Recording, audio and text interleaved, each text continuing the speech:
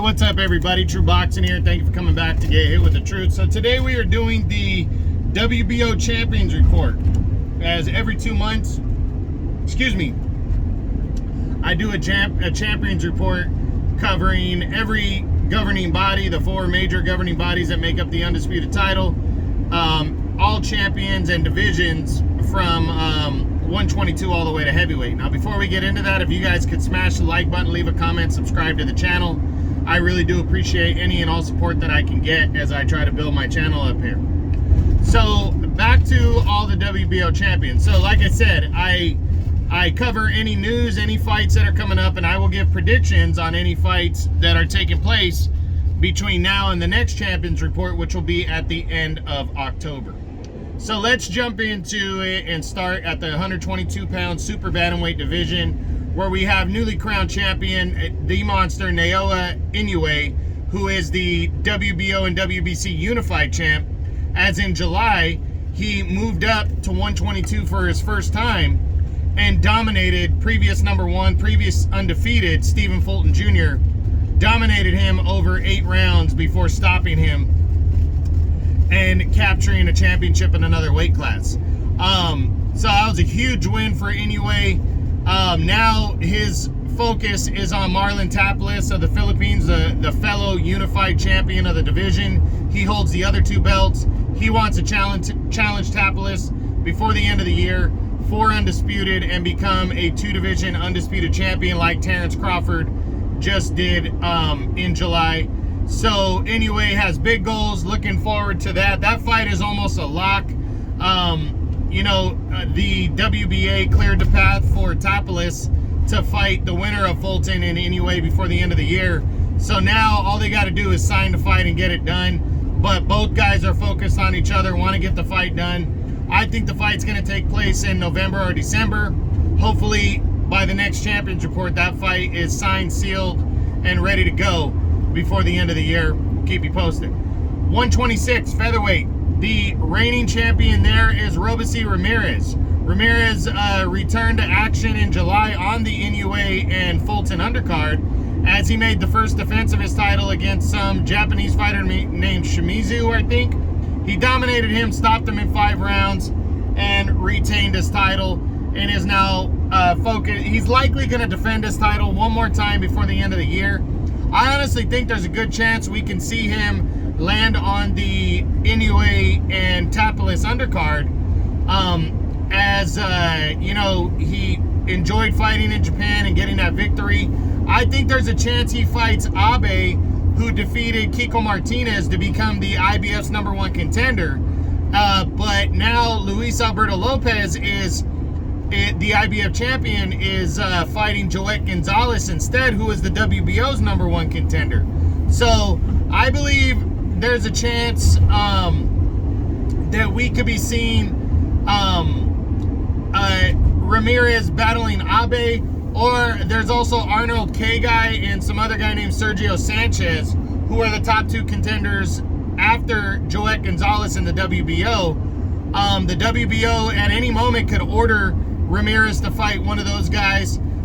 We'll see what happens, but I do believe we'll see Ramirez back for the end of the year. Hopefully by the next Champions Report, he's got his next fight signed. Next up at 130 pounds is the reigning champion, Emmanuel Navarrete. Navarrete returned to action in August to make the first defense of his super featherweight title when he battled former 2-division champ Oscar Valdez. It was supposed to be an all-out Mexican war. It was highly competitive,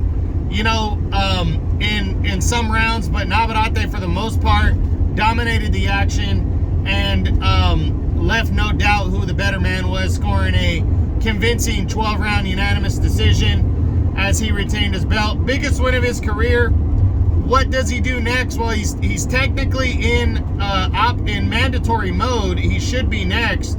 But his top contenders aren't big names. So not sure if Navarrete is going to want to fight, any of those guys coming off his biggest win. I really think Navarrete is going to wait around to see what the lightweight division does with the WBO title with Devin Haney, and what Devin Haney does next as he's likely moving up to 140. And then I think there's a chance Navarrete could jump, a mandatory fight and move straight in. And sitting there at the top is Shakur Stevenson, but Stevenson seems to be fighting for the WBC title next.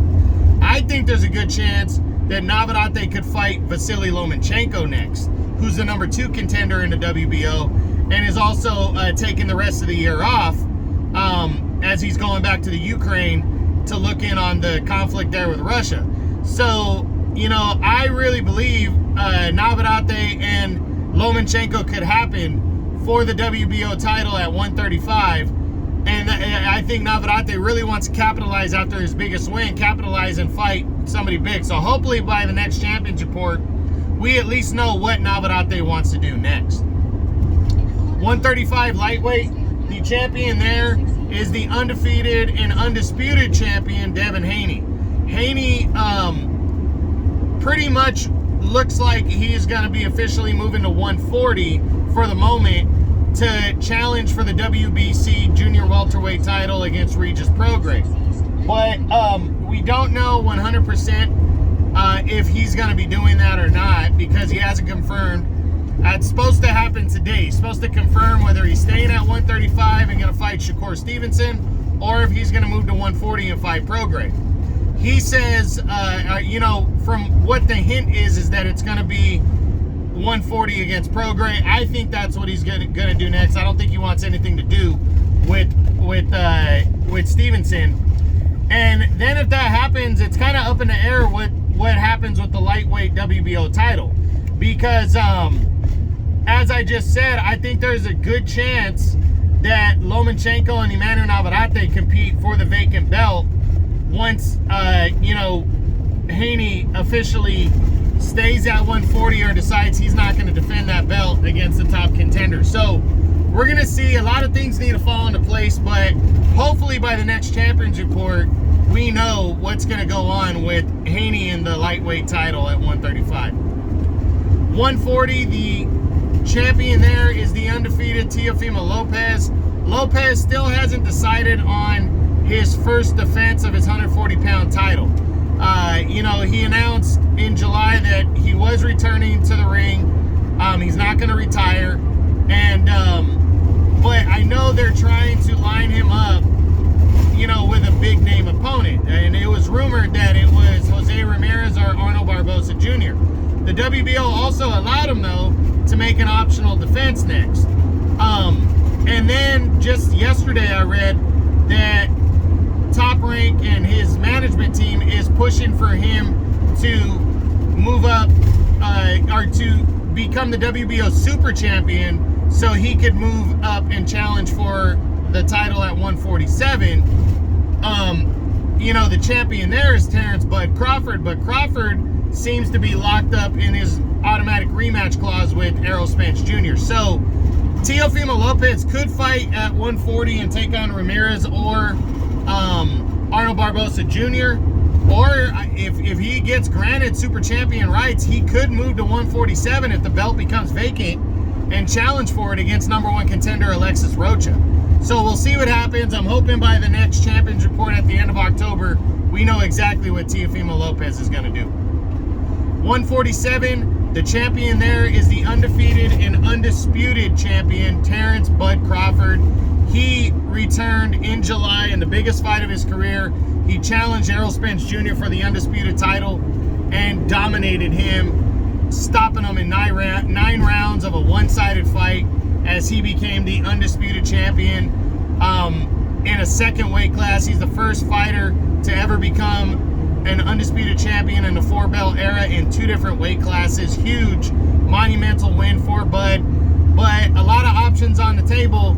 But Errol Spence seems to be cashing in on the automatic rematch clause, and it's likely him and Spence are going to be fighting again in their next fight. Now, is it going to take place at 147 for the WBO title? And a lot of people are leaning towards no. So what does that mean for the welterweight title at 147 if that takes place?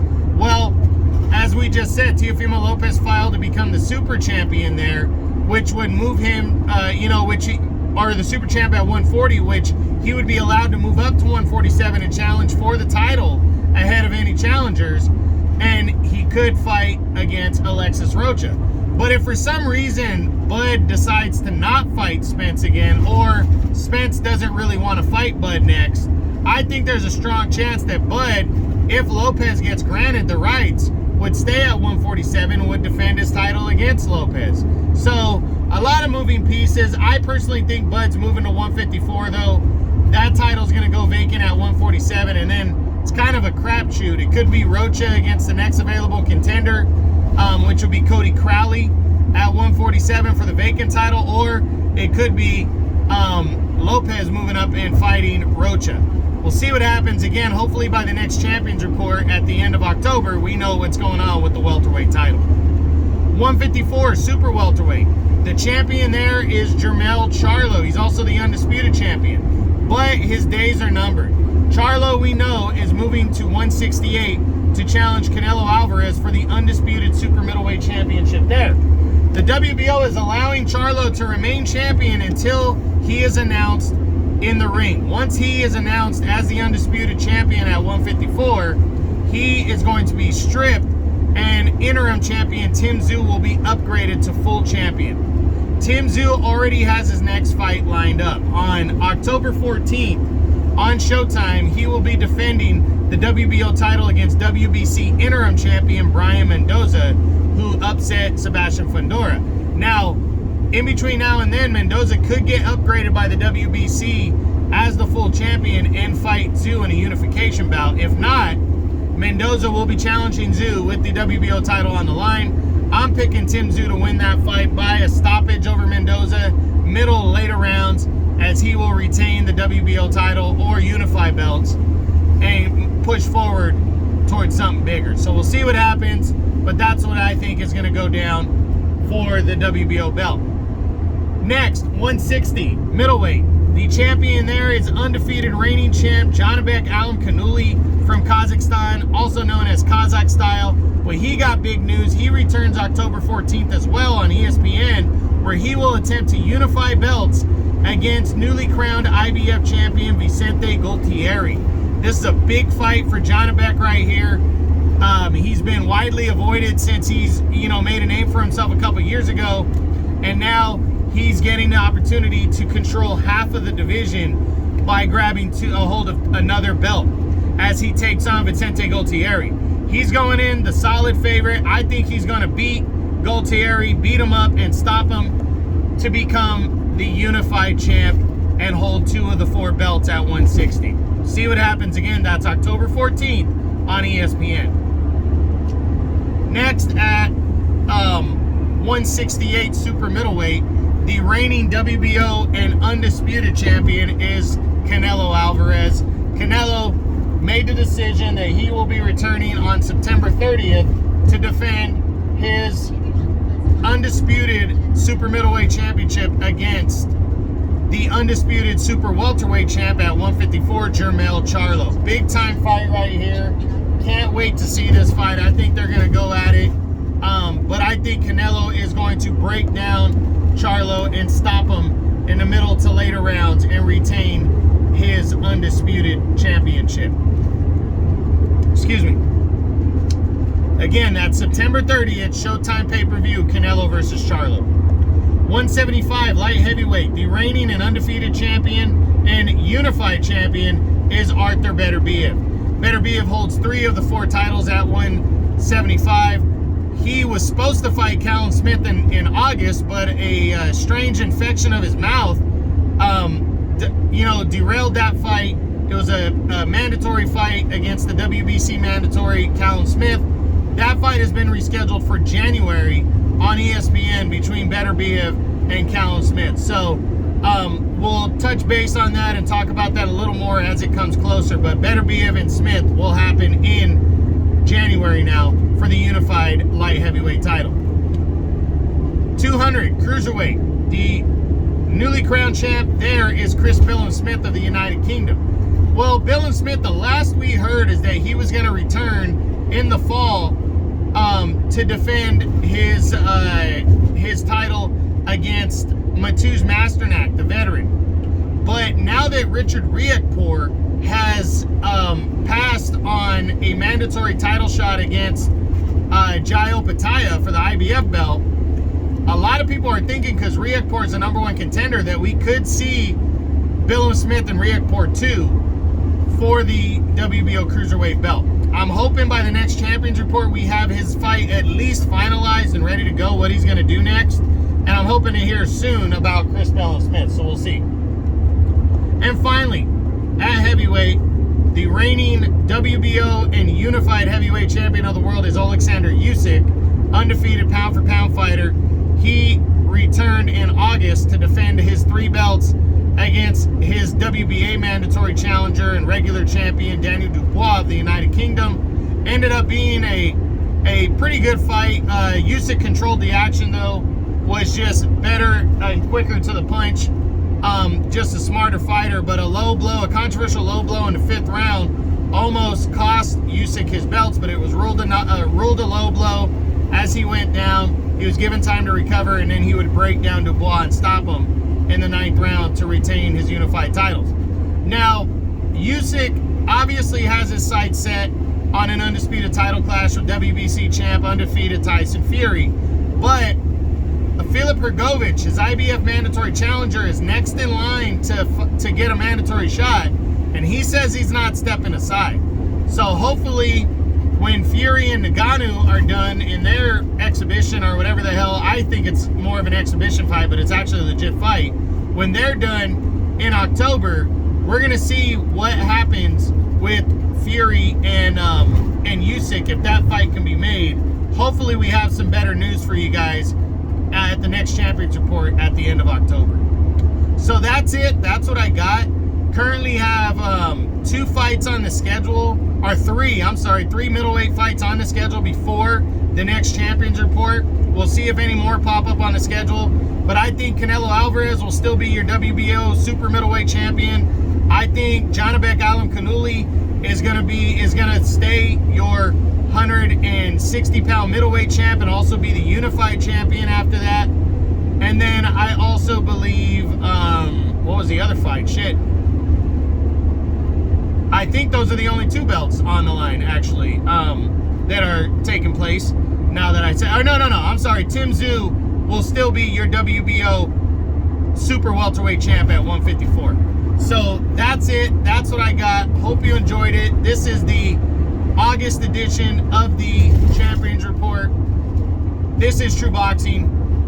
You've been hit with the truth.